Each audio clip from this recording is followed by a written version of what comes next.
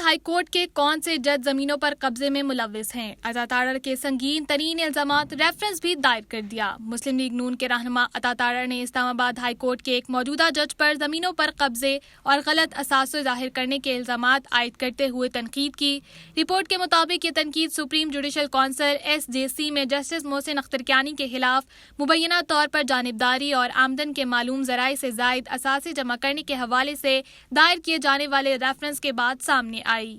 ایک press conference سے خطاب کرتے ہوئے عطا تارڑ نے جج کے خلاف تادیبی کارروائی کا مطالبہ کیا اور سپریم کورٹ پر زور دیا کہ وہ ان کے خلاف الزامات کی تحقیقات کرے۔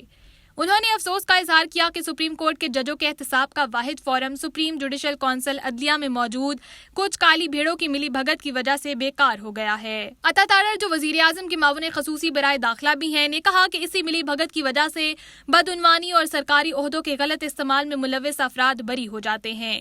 سپریم جوڈیشل کونسل نے سپریم کورٹ کے موجودہ جج جسٹس مظاہر علی اکبر نقوی کے خلاف ریکارڈ پر لائے گئے بھاری ثبوتوں کے باوجود کارروائی نہیں کی۔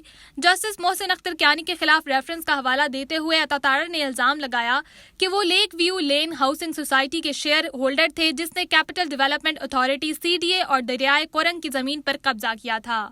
ریفرنس میں کہا گیا کہ جج کا ہاؤسنگ سوسائٹی میں 18% حصہ تھا۔ مسلم لیگ نون کے رہنما نے دعویٰ کیا کہ سوسائٹی نے متعلقہ حکام کی منظوری کے بغیر کروڑوں روپے مالیت کی زمین فروخت کی اور ٹیکس چوری کے مقصد کے لیے رجسٹرڈ نہیں کی گئی۔ عطا تارڑ نے دعویٰ کیا کہ جج اور ان کے خاندان کے افراد اکثر بزنس کلاس میں بیرون ملک سفر کرتے ہیں اور مبینہ طور پر ایسے دوروں پر $2,14,000 خرچ کیے جا چکے ہیں۔ انہوں نے چیف جسٹس عمر عطا بندیال سے درخواست کی کہ وہ ان الزامات کا نوٹس لیں اور جج سے ان کے اثاثوں کے بارے میں دریافت کریں۔ اس کے علاوہ جمعے کو جسٹس محسن اختر کیانی کے خلاف مبینہ طور پر جانبداری اور ترقیوں میں سینئر ججوں کو نظر انداز کرنے پر دوسرا ریفرنس دائر کر دیا گیا۔ ایک محب وطن شہری کی جانب سے سپریم جوڈیشل کونسل میں دائر کی گئی شکایت میں الزام لگایا تھا کہ جسٹس محسن اختر کیانی نے ماتحت عدلیہ کے ان ججوں کو ترقی دی جو ان کی لا فرم میں کام کر رہے تھے۔ شکایت میں الزام لگایا گیا کہ جج نے اپنے عہدے کا غلط استعمال کرتے ہوئے اسلام آباد میں درج اخلاقی پستی سے متعلق مقدمے میں قریبی رشتہ دار کو بری کیا۔